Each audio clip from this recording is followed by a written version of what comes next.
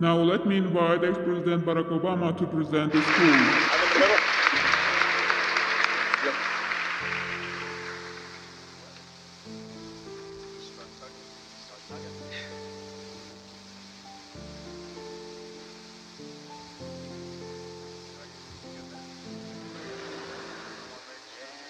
It's going.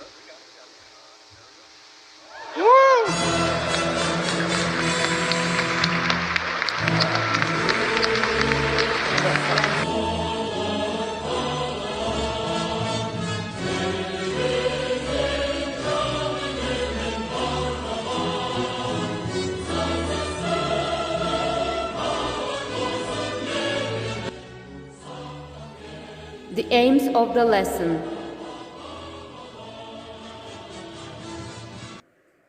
Give information about the famous writer Jack London and his work.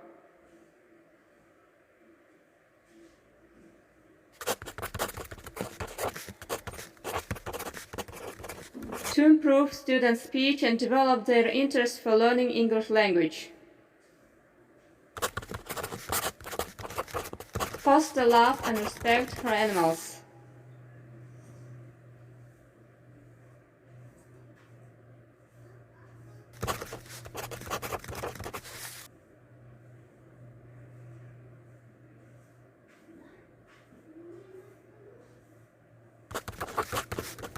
The theme of the lesson, Brown Wolf, after Jack London.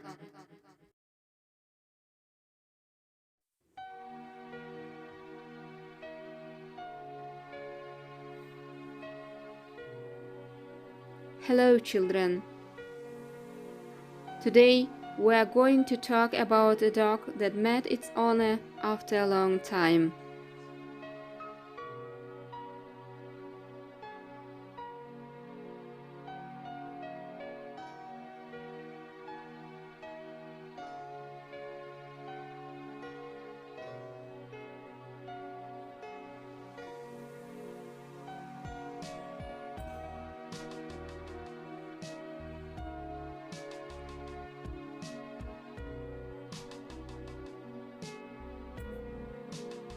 First, let's find the answers to this question.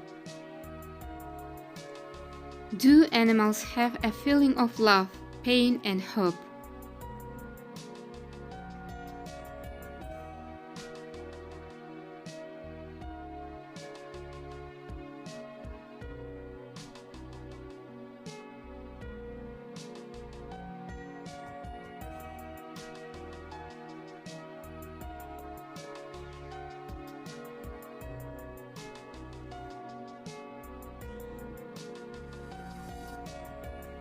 A person considers himself the king of all living things. We miss her too. Some of people think that only they know pain, love, and hope.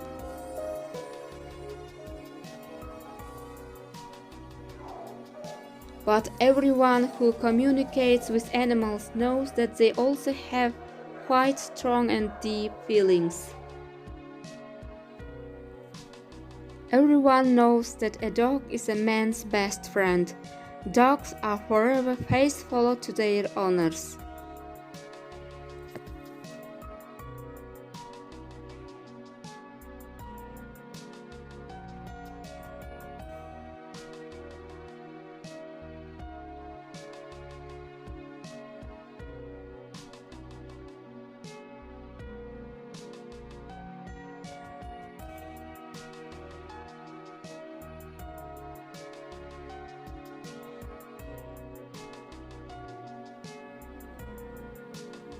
Anyone who has a dog will tell you that they will always have a special place in their heart for their close friend, even decades after they are passing.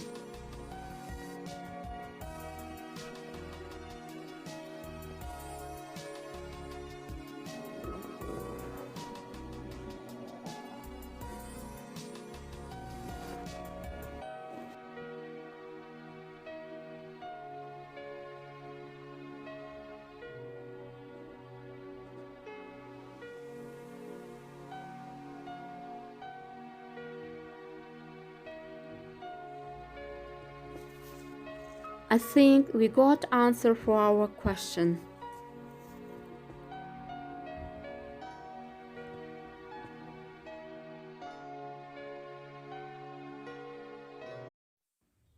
Jack London. Jack London was born as John Griffith Chaney on January 12, 1876 in the slums of San Francisco. Jack London as a kid grew up in poverty and was raised by a former slave. They moved frequently in search of work. When Jack finished high school, he was 19 years old, and he went to the Klondike in search of gold. Jack London is one of the most successful writers of his time. He also wrote many good books such as White Fang and King of Maisie May. Jack was a miner and loved to write books. He wrote many biographies and wrote a lot about naturism. He writes mostly about his time up in the Klondike and about many of his other jobs such as fishing and traveling.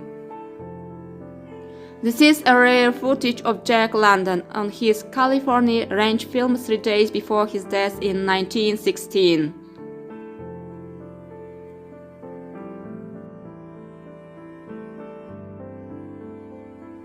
Jack London died on November 22, 1916 at only 40 years old. Brown Wolf is among London's finest short works, a story about the relationship between man and animal.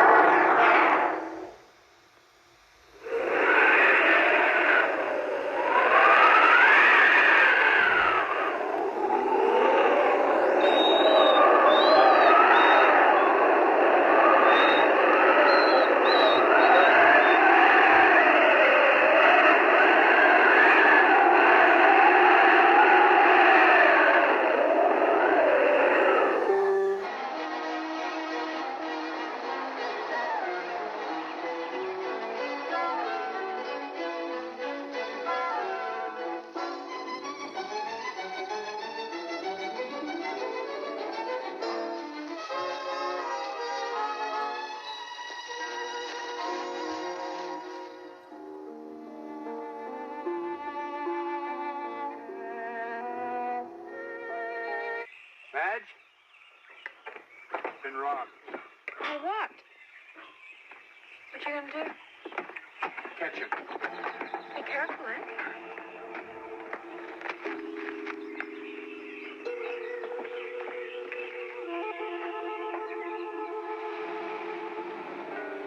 Once, Walt Irwin and his wife Madge, who lived in a small cottage in the mountains, found a dog.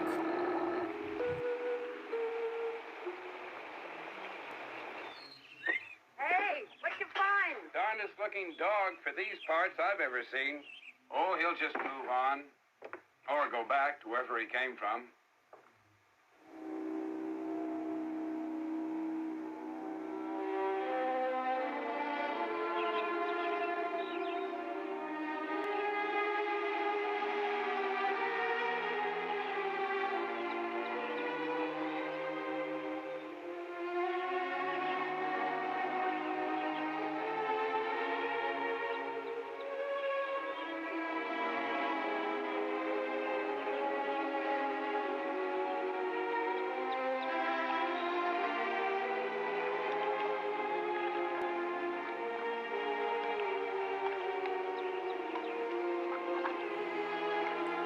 He was thin and weak, but he didn't let them touch him.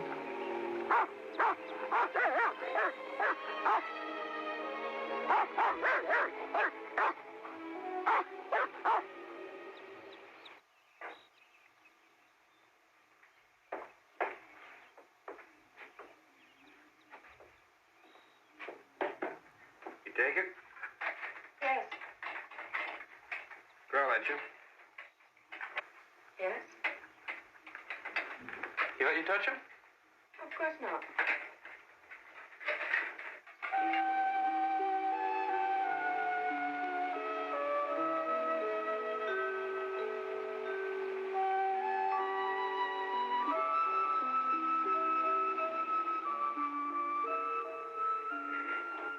You know, I didn't know wolves were so big. It isn't a wolf, it's a dog. He smells like no dog I've ever seen. Well, it's a dog. You can tell by its color and markings. It's a big, mean dog. Looks like a wolf to me. All right. Why don't you call him Wolf? All right. Wolf. Wolf. He ate the food they gave him only after they had gone away. So's mine.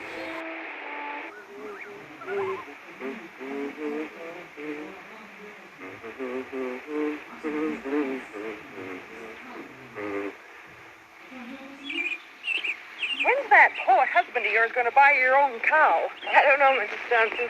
I didn't think he likes milk. He's been giving most of it to Wolf all summer. By the way, how is that big dog? Walt just put a rope around him this morning. Is that Mama's confidence? No, I don't think so, Benjamin. We'll see about that. He's got the spirit of an unholy bobcat. He's wild. No, look at him. He got pedigree. I've seen dogs like him before. They're trained rough by rough men. They hate ropes. And they don't let no one touch him, except the man who touched him first.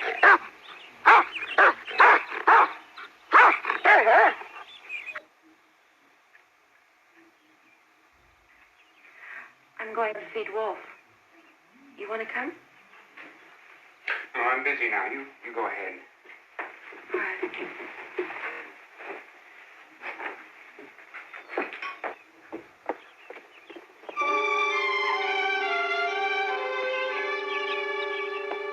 Wolf? He's gone. Gone.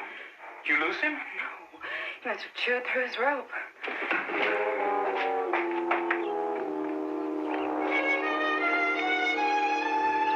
But when he was strong again, he disappeared. He didn't finish his food before taking off.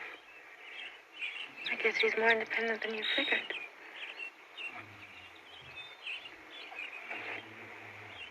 I hope he likes your poetry. I think he will. He seemed keen on it. I shouldn't have to sit on it too long. Hey, if I sell enough, I'll bring you some milk cow.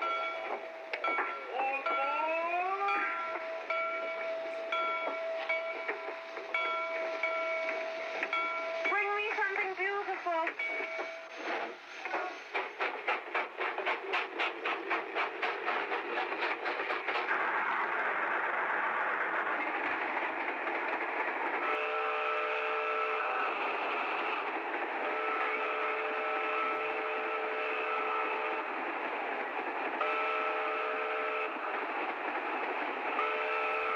A few months later, when Aaron was in a train between California and Oregon, he looked out of the window and saw his dog running along the road, 200 miles away from home.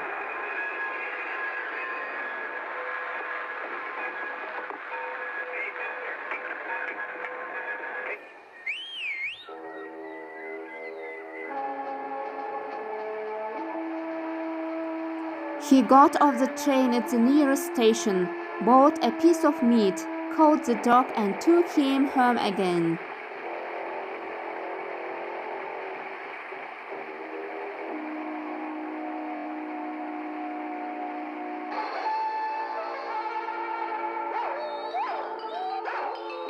Ed! I brought you something beautiful. What happened to you? It's a long story. Look at you. I'm fine, but I'm starved. Come on, let's go in. Where did you find him? Here. There's not a milk cow here. Come on. Here. So Wolf, as they called him, came a second time to the mountain cottage. There he was tied up for a week. To win him became a problem, but Aaron liked problems. At the end of the week, he tied a piece of thin, bright metal round the dog's neck with the words, "Return to Walt Irwin, Glen Ellen, and California." Walt, look. He's gonna snap my hand away. You just might stay now. It's been nearly a month.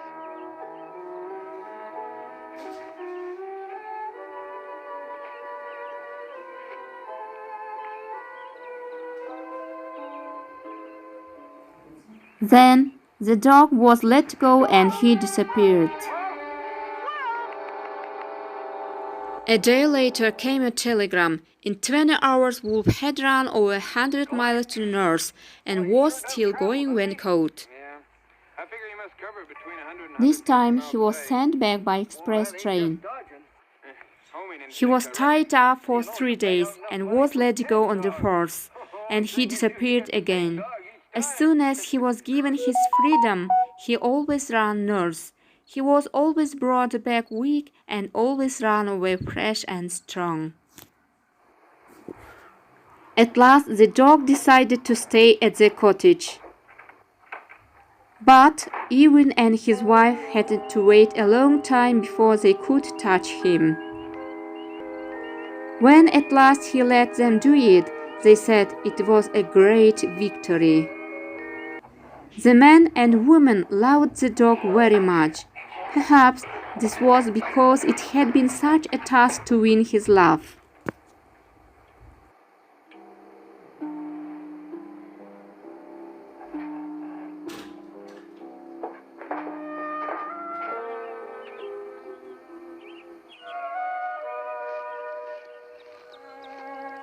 One summer day, a man came to the cottage. His name was Skip Miller, and he had come from the north to visit his sister.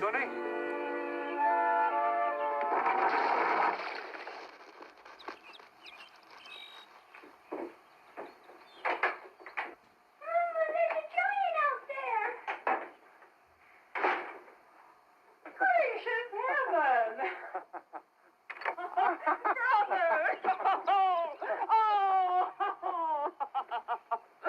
You're still light as a feather.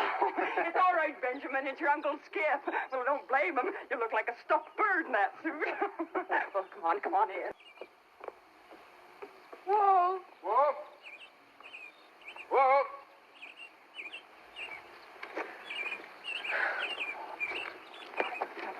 Come on. Come on. And don't you get any ideas about taking him back north. I'd only toughen him up a bit. Hey, boy! Hey! Hey, where's that rabbit? Where's that dinner, you? Where's You? Sit down. Hello, Benji. Hello, Mr. Irvin. Cool day for autumn. Ah, like one of the days back in the Klondike. Huh? This is my uncle, Mrs. Johnson's Klondike brother. Ah, yes, Miller. Skip Miller. That's my name. I'm Walt Irvin. Ah, And this is my wife, Madge. pleasure to make both your acquaintances. Pleasure. As soon as the dog saw him, he ran to the man and licked his hands. Hi, how are you, boy? How are you? How are you? Ah, this is my dog. His name is Brown. You've been taking it easy, huh? And you shouldn't be wearing one of these. Hey, you. Did you put the tag on my dog? How do we know he's your dog? How do we know she's your wife?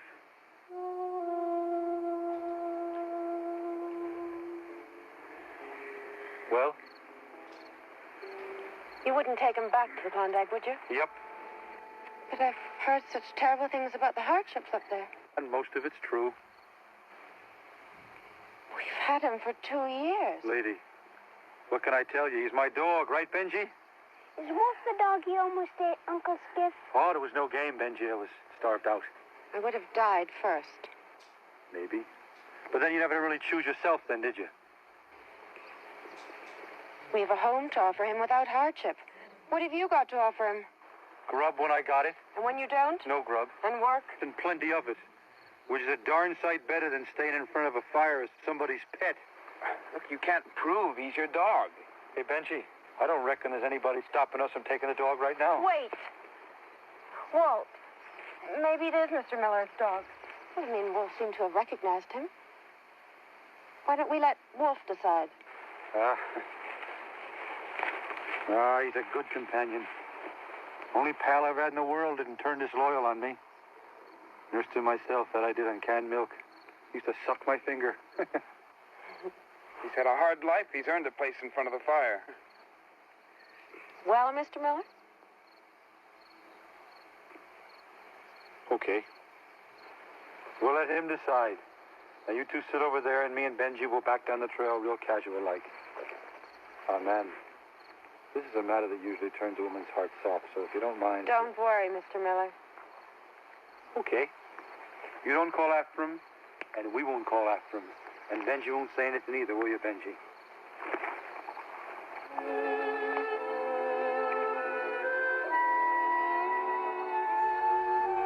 For some time, Wolf watched Skiff Miller go, waiting for him to return.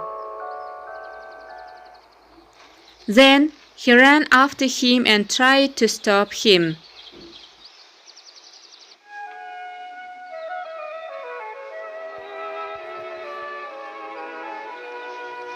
Then the dog ran back to where Evan and his wife sat, and tried to make Evan go to Miller. He wanted to be with his old master and the new one at the same time.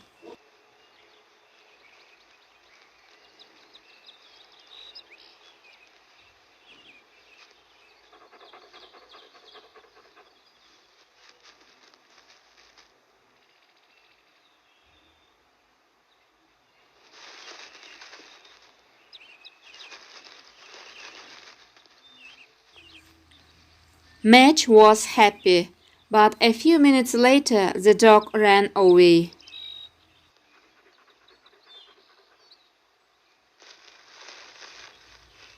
He never turned his head. Quicker and quicker, he ran along the road and in a few minutes was gone.